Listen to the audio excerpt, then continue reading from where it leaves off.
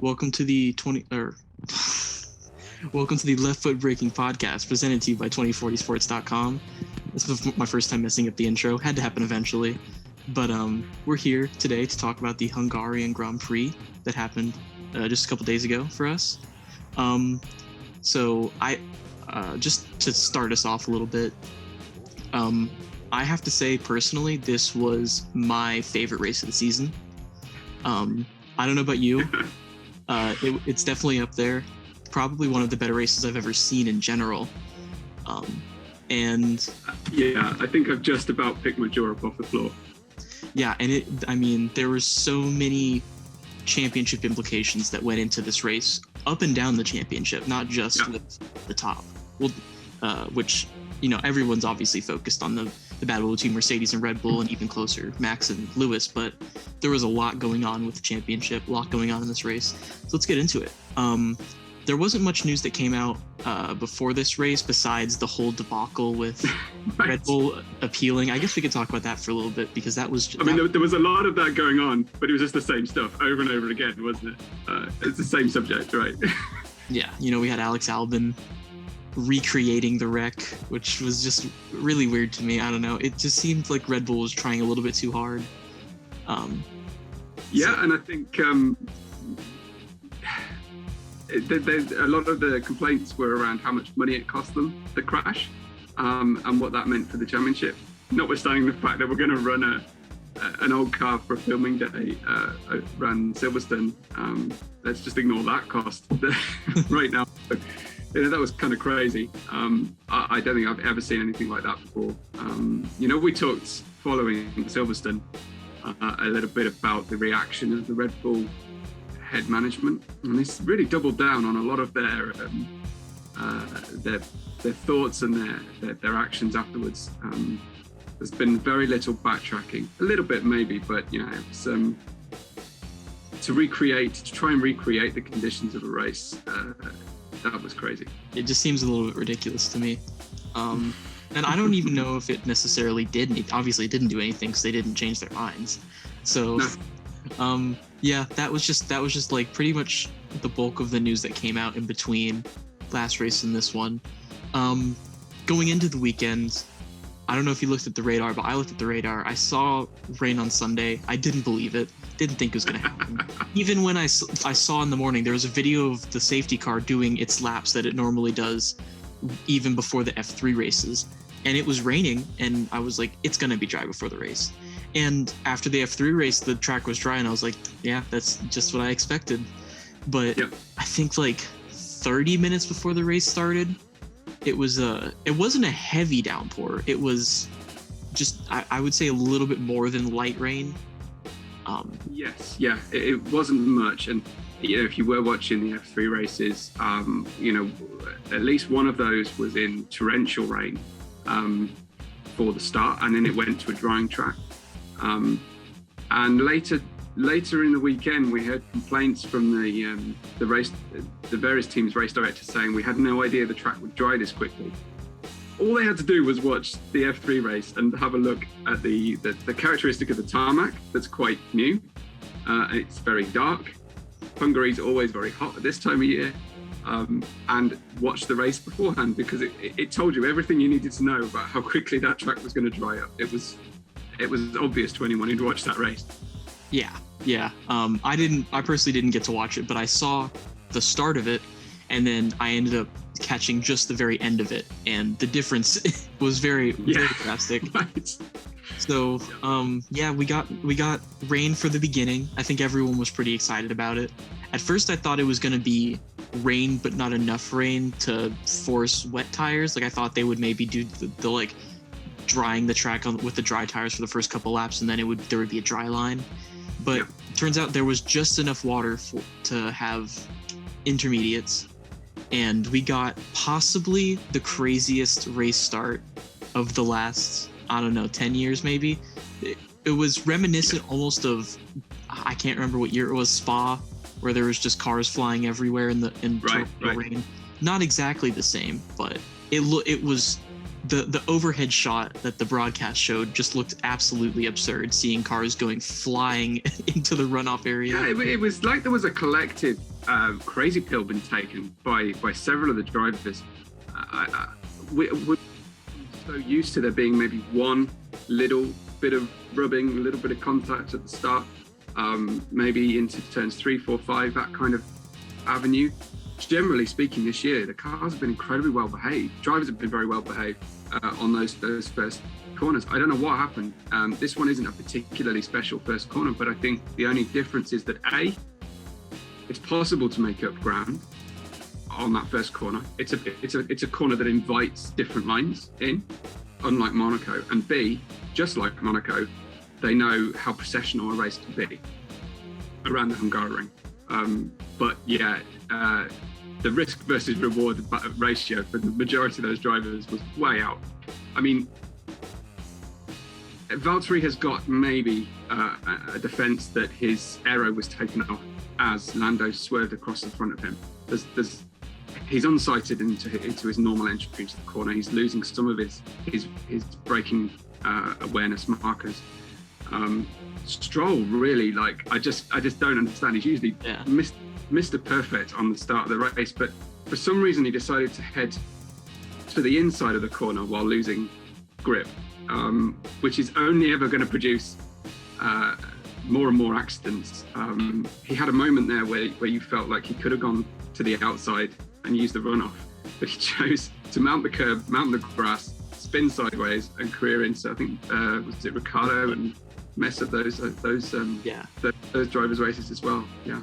He took the inside, hit Leclerc, who ended up spinning Ricciardo, not really under his own power. And, same thing with Bottas, he just completely outbroke himself. And yeah, you can maybe make the claim that he did get squeezed a little bit, but that was due to his horrendous start, which I think it might be time to talk about Bottas being just not very good in wet weather, because the last few wet weather races we've seen, this has just kind of been the theme, is that he just doesn't really have the pace. He can't keep up. And then this mistake, the whole thing was caused by him, in my opinion. He careens into Lando. Lando at that point is a passenger. If it was a dry track, I think Lando probably could have maybe stopped himself with the way Bottas hit him, but because it was a wet track, as soon as his back wheels got lifted off the ground, he was a passenger. He did nothing wrong. He had a good start. So did Ricciardo. They were both up there. Not great from the Red Bulls. And yes, again, they can place 100% blame to their destroyed race on Mercedes if they want to, but they were too slow in qualifying to get on the front row. The only reason they were vulnerable, particularly for Verstappen, was because he wasn't able to get the lap time in qualifying. So just like in Silverstone, Verstappen had the option to back out of that move, but chose not to. Red Bull can't complain if they're on the second, third, fourth row, if they get caught in other people's accidents. A really interesting stat that was announced during the Grand Prix on my commentary stream was that Valtteri has never had a first lap retirement. I did hear about that. One race, right? I mean, this is very highly unusual for him, but you're right in as much as where there does seem to be his Achilles heel. Yeah, that was actually a fairly surprising statistic to hear. Not necessarily saying that Bottas is a bad racer, but everyone eventually is going to have that one race where they make a little bit of a mistake going into lap one, because everyone knows in Formula One and in most races, most racing series, the first turn is always the most dangerous one, it seems, because all of the cars are together trying to get around each other. But so that is a fairly impressive stat. Unfortunately, for his first lap one retirement was extremely unimpressive. You can make the excuse with Lando cutting him off, but in my opinion, I don't think there's any excuses that can be made for just that. I think there were 4 drivers, if I'm not mistaken, out after the first lap. Would have been Perez, Leclerc, Lando, who I think retired while they were on the spot. Yeah. And there was one other. Did I mention Perez already? Yeah, but not Verstappen. So Verstappen was your main one. Yeah. Yeah. So Verstappen was able to continue in the race, but if you've seen the pictures of his car, just missing an entire chunk of aerodynamics. Yep. Really so amazing that he was able to even finish the race. They had duct tape parts of his floor, and they couldn't put the barge board back on. There isn't really a way to do that in the amount of time that they had. But they did everything they could, got his car out and running again. He made for a much cleaner looking right-hand side of his air intakes, the air to areas. I don't know how much necessarily those parts contribute to the overall downforce. Obviously, the car was severely unbalanced, but a driver of someone like Verstappen or Hamilton's quality will soon adjust to that feel and how the car will behave differently across each corner. Now, the one thing is that it was his right-hand side, which going around the majority of corners at Hungaroring are right-hand turns, which is where the left-hand side of the car tends to be leaned on more heavily. But what has that done to the cooling? I think that's probably a bigger question about running an entire Grand Prix at fairly hot temperatures without all those little aero ticks and swishes that direct air in an optimal way to the radiators. That's probably a bigger issue for Red Bull and Honda going down towards the tail end of the season. We heard that they already swapped that engine out, and he's now on his final non-penalty awarding engine. Yeah, so not good in terms of the longevity of the championship for him. Yeah, I remember hearing something about Ocon as well, that he is on like number 7 of 8 of a certain part already. Right. So, this is just like not necessarily the cost cap coming into play, but this is the part of the season where we start to see stuff like this happen, where drivers are eventually going to have to start taking grid penalties because of early incidents or just excess wear. And this is one of those championship issues that we pointed to earlier in our podcast this year. Has been the fact that Mercedes have done these championship long battles and fights for years and years, and Red Bull have not. Red Bull have not, in this allocation of separate sections of the engine criteria, they haven't. I don't think they've. I would be surprised if they've got to the end of a season with the season approved maximum level of components swapped in and out. I'm fairly certain that they've had damage. They've taken grid penalties in different parts of seasons prior. This is very new to them on a budget cut environment as well. You add all that in, and I do think it's advantage Mercedes in terms of that longevity. Yeah, and Mercedes is going into the season break with the lead in the drivers and constructors, albeit small leads, but like we talked about in the last podcast, it seemed like Mercedes had the momentum, and if anything, this just helps them, But yeah. On that note about Ocon and his power units, I'm pretty sure he'll happily take another power unit element every race for the rest of the season. He's done. Hands dusted. I'm done. I've done everything I could dream of this year. So yeah. Well, let's get on a little bit past lap 1, because we also, not only did we see one of the craziest lap 1 incidents of all time, I think we saw just about the weirdest restart I think we've ever seen, with one singular car taking the lights. I could not believe what I was looking at. Yeah, and that picture has been circulated tons of times in the days following. It's such a goofy picture to look at. And it ended up hurting. I mean, Hamilton did not win the race because of that, in my opinion. If he had gone into the pits, he probably would have come out in first.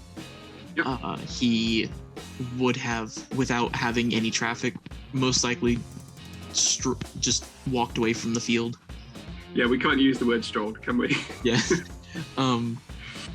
Ocon obviously did have pace, but not Hamilton pace. There's no way Ocon was going to be able to keep up with Hamilton. I've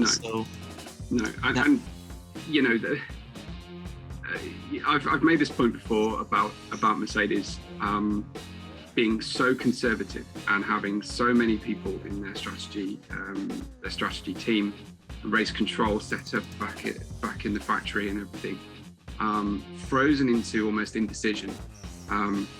Even post-race, defending that decision to take the start, unlike everybody else. Now, they have the first pit box, so Lewis has the most. He would have to wait for virtually the whole field to pass him in the pits before he was able to come out of the pits. But he has no teammate to worry about, like everybody else. We saw some accidents in the pit lane, absolutely. Yeah.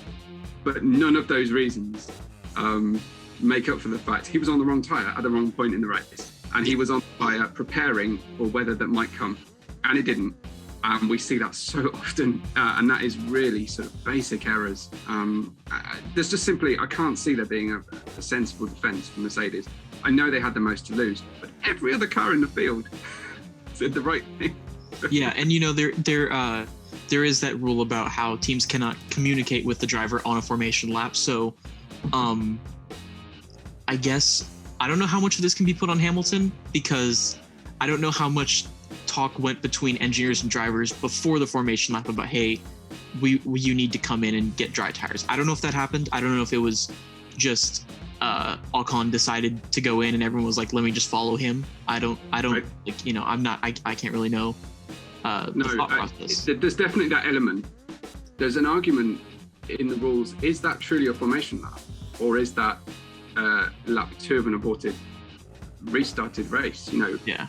There is a slight difficulty in understanding and the panic that sets in. But if the teams rightly considered that to be a new formation lap, then they are not allowed to advise the driver.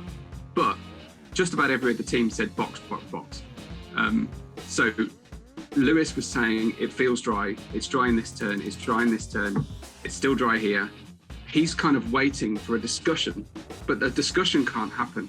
They have to, one of them have to make a decision, but they can't even say, make a decision, Lewis, or we're going to make this decision for you or anything, because they can't have a conversation related to advice.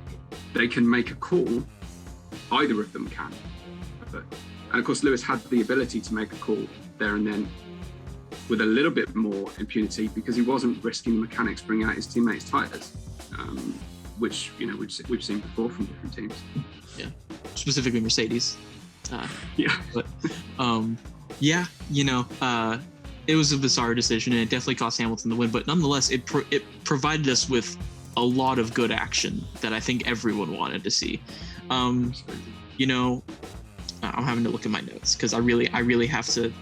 I'm struggling to remember everything that happened. I also wanted to bring up George Russell. I don't know if you saw his onboard from the pit lane. At first, when I heard that he had got back, I thought maybe it was that, because obviously Williams has the farthest pit box, the one closest to the pit exit. So I thought what happened was he came out after changing the tires and just went in front of the field right before they were about to go out. That's not what happened. Everyone was stopped. He comes out of the pit box and realizes there's a line next to him. He's like, I don't know what to do. And he says, do I just go in front of the queue? And before the engineer can say no, he does it because they're leaving. So it ended up being probably the better decision for him, because he allowed people to go past. But I think when everyone saw him slowing down, the first thought was, oh no, George has a problem. And this, absolutely, in just about the worst possible time for George to have a problem, when he's in second place about to take the lead. But he didn't have a problem, and Williams double points finish. We have to talk about that, because Latifi obviously a lot of the people who got big points today had luck on their side, but it also took a lot of good driving. So Yep. You get yourself in the position by luck, but you don't stay there by luck. Latifi went backwards through that race, and George went forwards. Yeah. It's not as if Latifi suddenly did a standout performance relative to his teammate. The strangest set of circumstances for George Russell. He misses Q2 for the first time in the season. Yeah. And ends up with points. Absolute bizarre set of circumstances. The first time he finally scores points, his teammate scores more. Not cool. But none of those things take away from the fact that Williams has been desperate for these points for many years. Great to see that happen. I don't necessarily want to see them celebrate too early and sit back on their laurels. This set of circumstances could happen again, and Haas could get more points than them. That's not the season one and done. Then they haven't got that penultimate place in the championship that secures them so much more funding. That's not guaranteed yet. So let's not celebrate too hard. It's obviously a great moment for them, but this could happen again. Oh yeah, absolutely. This season has been one that has had a lot of crazy instances, a lot of great racing. I wouldn't be surprised if it happened again. All it took was just one corner of wet weather to cause that. So, you always have to be ready for everything. So, with Russell dropping back and Hamilton pitting after his one lap on intermediates, Ocon took the lead. Didn't give it up for the rest of the race. Right. Which I did say a lot of it was luck, but to be able to hold off a 4-time champion for 65, 66 laps like he did, truly phenomenal. Yeah. I mean, there's an argument to suggest Vettel had better equipment. Oh yeah. For that race. So I don't know exactly how well they compared on that specific track. Alpine did qualify pretty well. The Aston Martins didn't. Clearly Vettel was running close to the edge of performance, shall we say. I'm sure you're going to build up to that a bit later, but standout performance from Ocon. And let's hope that really propels him forward. This is exactly what he needed. We've been a little bit tough on him in the last couple of podcasts because he signed that 2-year contract and then seemingly just went downhill. Yeah. This is a really good moment for him, and if it happens to him like it happened to Gasly, not only is it important for the driver themselves, but it's tremendously important for the health of the sport and the fan base and the corporate engagement from the French companies. To have Gasly and Ocon suddenly race winners. Yeah. Huge deal. Yeah. I mean, it was great to see him win. I personally wanted to see Vettel win the race, honestly, but it was great to see Ocon drive the way he did. That's one thing that you also have to mention is that he did not make a single mistake. 0 mistakes. He didn't. Well, I mean, I don't know if I didn't watch his entire race, so I don't know if he locked up at all, but I feel like if he had, that probably would have invited Vettel with how close Vettel was the entire race. So, he didn't seem to make a mistake at all, which is what you need out of a person who's leading the race. It seemed like he knew what he was doing out there, Absolutely, yeah. I mean, the Hungaroring is an interesting track because effectively, I think, if you are not forced to defend into turn 1, you can drive at kind of 90% for the rest of the lap until the final 2 corners. As long as you nail that final 2 corners, you are virtually protected from a major attack, or barring someone coming up behind you with lightning pace. So you don't have to push the car super hard, but he managed the race like a race winner, like someone who's used to doing it. And at no point did he. I think he made one major defensive move. Vettel had one big chance. Yeah. And he just bailed out. He got his nose up. He almost was on the curb, but you could just see Vettel go, no, I'm not going to push any further. That's too risky.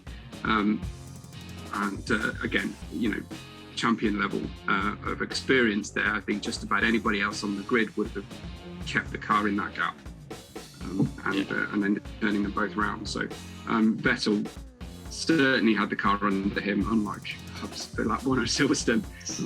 But yeah, the car was working well, and props to everybody really in all those battles. I was surprised that Sainz couldn't keep up. With the front two, very surprised. Like last podcast, you mentioned that you thought Leclerc was going to win this race. Didn't seem like he had the pace that we quite expected from him. Obviously, we didn't get to see his race pace, so we don't actually know what kind of real pace he necessarily had. But qualifying was kind of a little bit of a disappointment, I would say. Obviously, definitely for Sainz because he put it in the barrier in Q2. But yeah, it's good that Sainz was able to eventually get a podium that he was eventually given after the disqualification that we will talk about eventually. But so one driver that I did want to point out, because it was a kind of a minor point in a race that had a lot of major points, but Schumacher battling Max Verstappen, Mick gained a little bit of respect from me for that battle. He really looked like he knew what he was doing. And obviously, we talked about Max had damage on his car, so that played into it a little bit, but still, it's a Red Bull versus a Haas. I mean, even with damage, I think that Red Bull's definitely faster. I think so. I think the driver in the car is probably faster at this point in their career as well. But no, Mick did everything right. He took it to the edge of acceptable driving behaviour, but that's where you need to live, and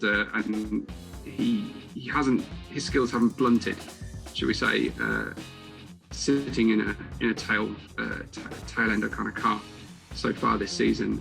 He would have had an awful lot of wheel-to-wheel battles through F2 last year, so he hopefully we'll hold on to those.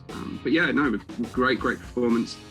Great for the Haas team, for the sponsors on the car, to get their car actually on screen for a while. And yeah, they he did everything as right as he could be expected to. So great performance, really. Yeah. He didn't end up getting points, which would have been pretty cool to see him get points. But still, he definitely showed that he has what it takes to at least perform well. I mentioned while I was watching the race that it was a throwback to the 90s, watching Verstappen and Schumacher battle it out. But yeah, so moving on just a little bit, I think we do need to talk about Fernando Alonso. Right. Talk about him all the time. He had a really good weekend in Silverstone, and then he put on an absolute show in this race.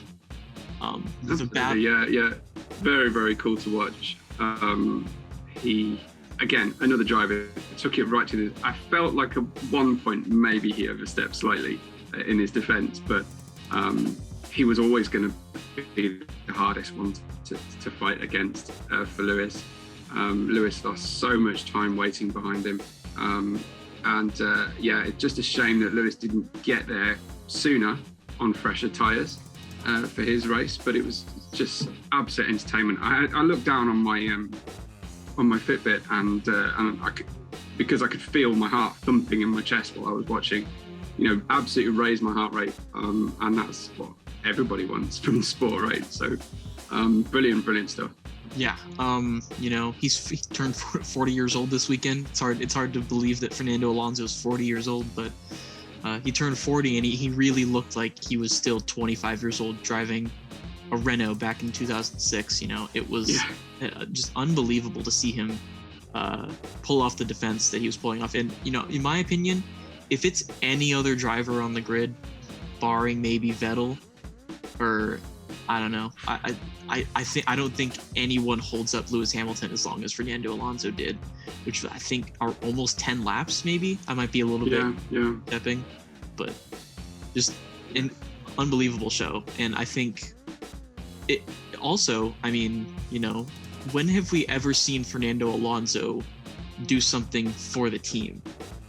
You know, what was the last time we ever saw Fernando Alonso do something that the team that benefited the team more than himself? Because obviously he is battling for position in that point, but I think he knew eventually Hamilton was going to get past him, and it was just a thing of, I need to hold him up as long as possible to give Esteban the best chance to win this race. Yeah, I think so. I mean, we didn't hear all the radio communication from the team. I think Alonso would have known everybody's position, you know, and known that the longer he can do that, the better for the team result. He kind of downplayed it a little bit afterwards, that sense of teamwork. But he made sure he was on camera when Ocon got back to Parc Fermé. Make of that what you will, but he does like to be there standing to have his reaction on TV. The experienced hand gave that win to his younger teammate. He absolutely handed it to him, notwithstanding the defence from Vettel. But yeah, there were probably 3 or 4 times in the race where a change in circumstance would mean that Lewis would have won that race with comparative ease, and Alonso was one of those. Strategic call is another one.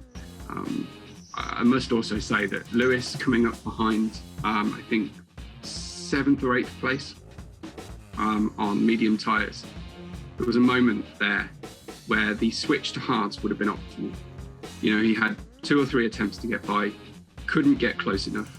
That was the moment the team should have said, right, come in for hards, commit to the 2-stop strategy, and regain all that time on fresh hards while people are trying to, you know, drag those mediums out to a 1-stop. But again, the team just waited until they had no other option but to pit. And again, you know, another one of those reasons why Lewis didn't win that race.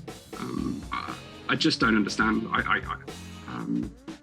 The only explanation I can give is potentially being blinded by too much information and too many options in front of them.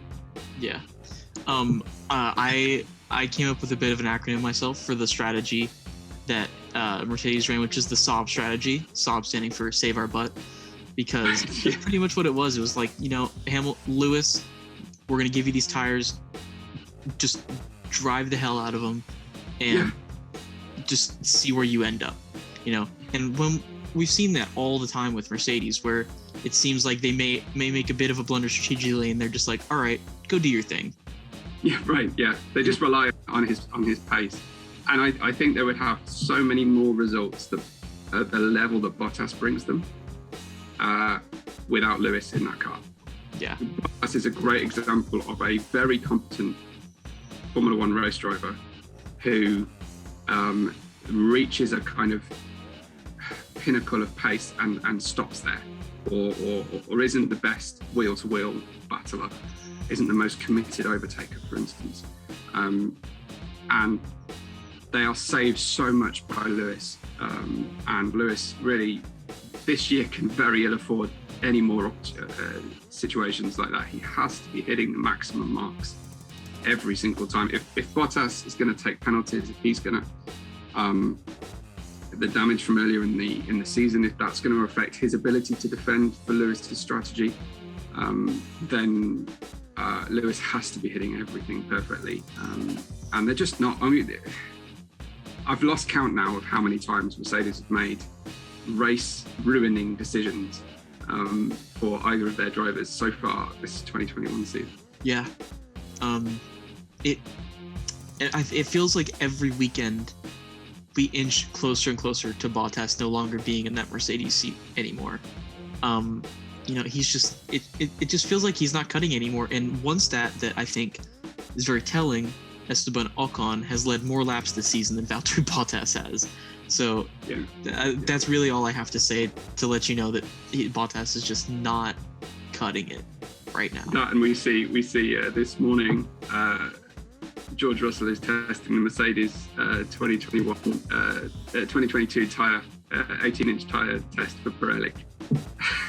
Yeah. No, I mean, I'm sure the decision's been made. I'm sure it's been made. Yeah. And while in Silverstone we were sort of questioning, is Bottas's subservience level, is that, and his giving up on the championship, effectively it looked like in Silverstone, is that evidence that he's got a job for next year? I'm not sure it is. I wonder if it's just that he's received a decent enough payoff and that they will look after him next year. And it's all predicated on being the number 2 driver for the rest of the season. Yeah.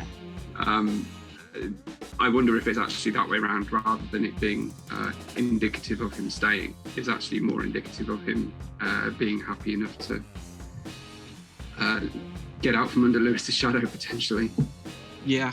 And maybe we'll see a Pierre Gasly type of situation where he goes to Williams. I think would probably be the most likely fit, just swapping him and George, because Bottas obviously raced for Williams before racing for Mercedes. Maybe we'll see him pick up pace compared to his teammate. It would be nice to see, because Bottas isn't a bad driver. I don't want to make no.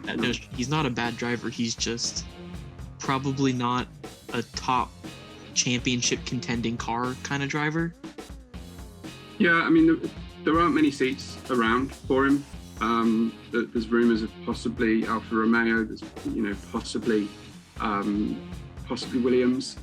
Williams looking a little bit more likely, given the behaviour of the next in line driver, Dan Ticktum, who's always been someone who is very, very high risk to have in a big state corporate environment. Yeah. But who weekend managed to mouth off about Latifi's lack of talent on a live stream while gaming, and he's sullied an already very, very dirty copybook that gives plenty of people pause. And he doesn't have a billionaire father to buy into a team and keep a seat going like some drivers have got. So a absolute lack of respect to the incumbent driver in the team that you're looking to race for. Just shocking. I mean, I don't know whether Valtteri would want to drive around at the back again in a Williams. You'd have to think not, and you'd have a lot more respect for a driver who said, do you know what? I've had a fair crack at the whip, and it's time to go and see other things. I know he's keen on rallying, Yeah. So maybe he decides that that's the best way forward. I can't see him in a Mercedes next year. Yeah, at this point, I can't. And the next point I had actually was Williams double points. I don't know if you saw the post-race interview with George, where he was, crying on national television. That picture has been circulated around a bit as a meme, but it just showed that he has worked so hard to get those points, and he's really, worked his tail off his entire F1 career. F2 champion. Everyone that he was racing against that he beat got to go in faster cars and race for points essentially from the get-go. This is the first time he's ever scored points in a Williams car. Yeah. Obviously, he scored points in the Mercedes, but there's another whole story behind that. Even so, his first points in a Williams, and it was extremely hard fought. He's been trying to do this for so long and just been so incredibly unlucky that I think must be awesome to finally get this. Maybe we see them announce George in the season break, because every time he gets asked about the Mercedes seat, he says there's a season break. Maybe we'll see it then. Would be nice to have that kind of news come out in the 26 days in between the last race and the race in Spa on, I think, August 29th. And then we have something ridiculous. I think it's like 9 races in 11 weeks we've got scheduled. I mean, wow, it's going to take some doing for the teams. They need this break so desperately. I think we've been seeing human error creeping in to team operations, pit stops. We've seen the effect of the high temperatures they've been working under as well. Mm-hmm. in terms of accumulative high temperatures, I think this probably sets the bar, and working fatigued as well isn't helpful for them. There are some races still under question. There are potentially 2 in your backyard, Branch, that might be about to happen, and that'd be pretty awesome.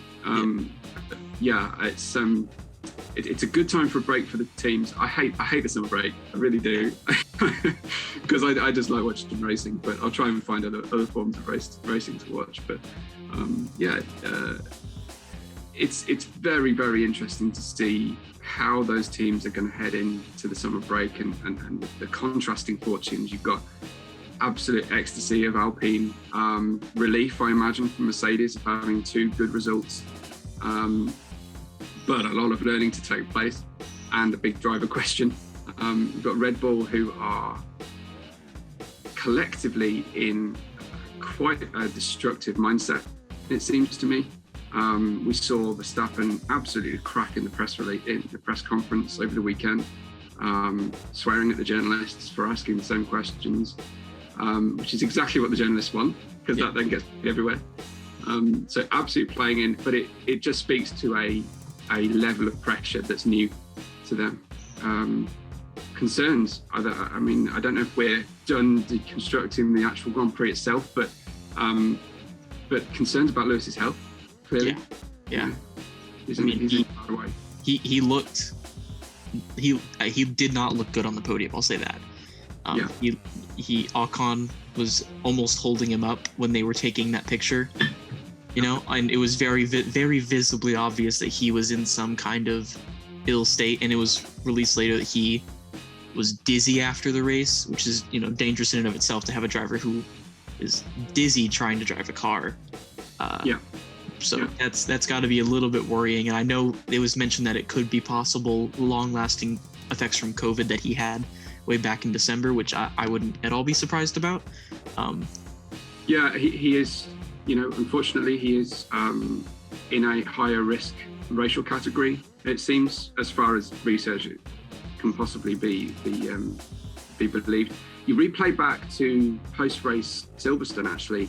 He ran out into the grass outside the pit lane and took a lot of applause from the fans, and then looked to be being held up by his physio, by his team. So it certainly lent into the post-race hugs quite heavily, and he said he felt like he was having a heart attack. Now that was almost a portent of what we've just seen. That was extreme fatigue. The like of which you never see from Lewis. I'd be confident in suggesting he's, certainly the top 5 fittest drivers on the grid any year you like. So he's that's definitely a concern. Hopefully, all he needs is rest and recuperation. But the effects of long COVID are pretty devastating for some people. So let's hope we get a maximum kind of maximum health in terms of the drivers and in terms of the engine power units, so that things like that don't play into the championship picture. But it looks like we are headed into a part of the season where these things are going to have really deep and significant meaning. Yeah, absolutely. The behavior of Lewis on the podium kind of reminded me a little bit. I don't know how much you know about NASCAR necessarily, but there's this thing called a crush panel in a NASCAR that when it is damaged, releases carbon monoxide into the cockpit of a race car, which, as you can imagine, breathing in carbon monoxide, not good for you. And every time it happens to a NASCAR driver, they always end the race and they can't even stand up. Some of them throw up in the cockpit of the car and have to get it washed down. Very reminiscent of that kind of extreme fatigue of just he almost couldn't stand. I really hope the season break is able to just help him recuperate from that, because you don't want to see a driver having to go through something like that, especially if it would maybe cause him to miss a race just to preserve his health. That would not obviously be good for his championship. One thought I'd had was that you hear about one of the key treatments for Joe Public for these kind of symptoms is steroids, but an elite sportsman isn't going to be able to take those. and stay within wider rulings. So that's interesting in itself. We've seen athletes from various different disciplines. We've seen athletes, I think, even in the Olympics, who can't perform due to COVID or due to long COVID symptoms. So yeah, it's I'm sure with the combined resources of Mercedes and Lewis Hamilton, they will get the optimum care. But whether that's sufficient to see him do 9 races in 11 weeks, that's tough. I mean, he's not going to have to go to Singapore, which is a good thing, right? I'm just trying to think of where else. I mean, obviously Austin could be very, very hot. Yeah. Is that race? I think that race is in November, if I'm not mistaken. At least the one that's scheduled. I'm not sure. October. I'm sure if it is, they'll back to back them, obviously. Yeah. It could be hot. Just from experience, it being from Texas, it's kind of almost just like a guessing game in that part of the year. It could be almost 100 degrees and it could be 50 degrees. So it's just gonna have to be something that we see when we get there. Sure. But yeah, let's see. We talked about Williams. I guess we didn't. We mentioned Latifi and his race. It was, he got into third, fell back in the race, but was able to hold position because it's Hungaroring. I don't think he would have been able to stay in the points had it been any other track necessarily, besides maybe Monaco. But still, he was able to hold people back. Didn't make a lot of mistakes that cost his race. So, he showed that he can at least do that. Yep. We didn't see any blistering away from him. He did the job. He got the points. I think he probably, if those positions were reversed, I don't think it's unkind to suggest that George may have got a couple more places if he looked into that position. Navigate the start when there's crashes happening all over the place. So yeah, great job. Yeah. And there's no lack of talent there. He still deserves to be in that seat. I'm not sure he deserves to be in a drastically better seat at this point in his career. But he's proven himself. He's got the required super license points to get there. Absolutely. Great job. I think a weekend to forget for Alfa Romeo, who just sort of the bed, shall we say, in a number of different ways, not least releasing Kimi directly into the path of another car. Everyone trying to react as fast as possible, but we keep seeing these unsafe releases. It's like the teams just aren't learning. I was going to point that out. It just, all it takes is, is there a car coming? Okay, let's wait a second. I don't understand necessarily. Maybe there's a little bit more into play than I'm understanding, but it doesn't seem like there is. Yeah. It's almost like, they just need a standard, almost like a pit board on the inside of the pit lane rather than the outside. One for each team, right? So you just got one for Alfa Romeo that is the required distance back, that if the car's in that, beyond that line, you don't release. And if it is, you do, Yeah. And you can't rely on the drivers making the perfect getaway either. Yeah. I think that it was complicated somewhat by the fact that Mazepin was coming in and Schumacher was still in the pit box. Mm-hmm. So he was coming in at a slower rate and actually had to double stack, which would have changed Kimmich's release angle. But there is sufficient room there to do that. Yeah. So, another destroyed race. Not a great result there.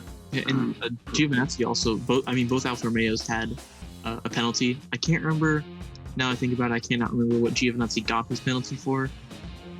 No, but they made the bravest call and put dry tyres on before the restart. So we're able to navigate the first corner safely enough. And the track was dry enough for him to get round and keep the car on the grid. So, bizarre set of circumstances for them this weekend. Not one to remember. Yeah, another absolutely. break, and probably not very happy with himself. Yeah, and they got passed by Williams obviously in the Constructors' Championship, which in the battle that they're in, where a single point can make a huge difference, to be behind with Williams by I think 4 points now, is pretty significant.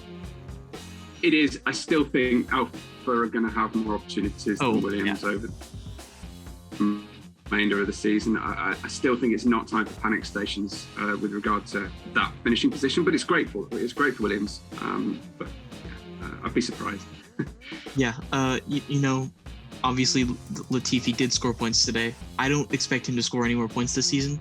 I think if it's going to be a Williams scoring points, it's most likely going to be George. And we've seen so far this season how hard it's been for him to score points. This was the race he scored points in, this crazy race where everything happened. So yeah, I definitely think Alfa Romeo has the better chance, because they've shown, I think, this season that they have the pace to be able to qualify in the 10 to 12 range. And with Kimi and Antonio have good race pace, and in my opinion, they both have pretty decent race pace. So it's not that far-fetched to say that they will end the season with more points, and I definitely agree with you that they probably will. But it's good for Williams to at least get themselves to that point to where they can at least try to defend that championship spot a little bit. And they will likely get more prize money now. They've got financial backing.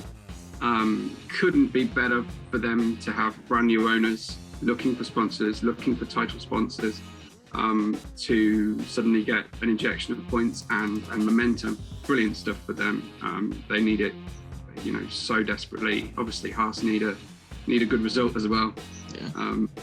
Similarly, and it can still happen. It can still happen for all those teams. Yeah. So moving on to I guess we are talking about the championship now. We talked a little bit about the top two teams already. I wanted to talk about Ferrari and McLaren now. Oh, you know what? Before we talk about that, we should talk about Vettel's disqualification, because we almost forgot about that. He pushed the car extremely hard. I don't think throughout that entire race there wasn't really I don't think there's ever a point where he was more than 2 seconds behind Ocon. So constantly behind him, which you'd think would allow you to maybe save fuel a little bit more, because it takes you back for the tires, doesn't it, rather than necessarily your actual your fuel saving. But he was pushing very hard. Would have been pressing the accelerator down with more violence than he perhaps ought to, for a larger proportion of the race. It's all characteristic of how that power unit behaves under that aero unit, and whether they underfueled. They could well have underfueled the car deliberately, relying on a long procession race. I always think that's crazy. I never understand why teams underfuel a car it's better to finish with slightly more fuel than not to finish, or to have this kind of situation. They are maintaining there is sufficient fuel in that car. Can't get it out. So I don't see this being overturned, unfortunately. As we speak, there is an appeal pending. I could be wrong. Maybe they've come out with something already, but at the moment, I haven't seen anything that suggests that it's going to be changed, which is unfortunate, because that's not necessarily Vettel's fault. If it was a real problem, the team probably should have said, hey, I understand that you want to battle for this win, but if you want to get points, you need to slow down a little bit.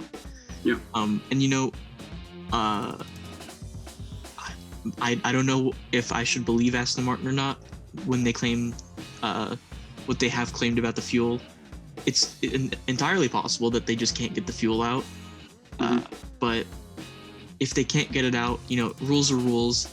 I personally think maybe a disqualification for something like that isn't necessary. Maybe a grid penalty, or just dropping the driver a few places down.